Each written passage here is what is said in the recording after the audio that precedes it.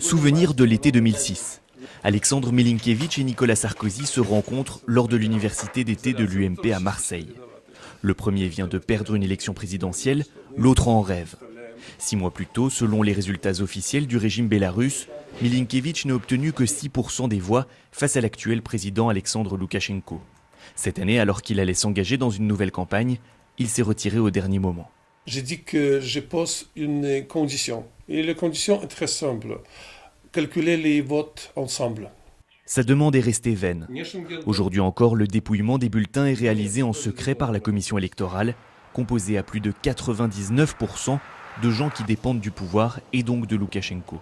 Les chiffres, c'est toujours le pouvoir qui décide.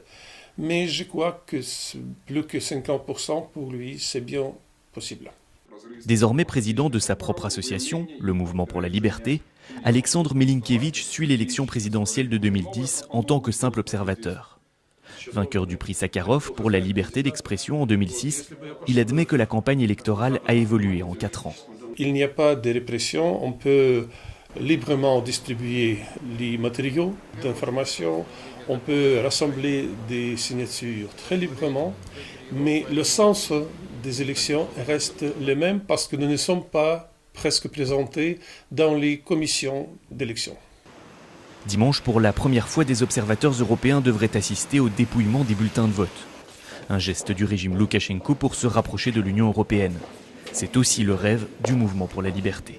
Je voudrais bien que nous reviendrons un jour à notre famille européenne. Nous sommes des Européens d'après notre mentalité, d'après notre histoire, langue, culture, et c'est bien naturel que nous voudrions être là-bas.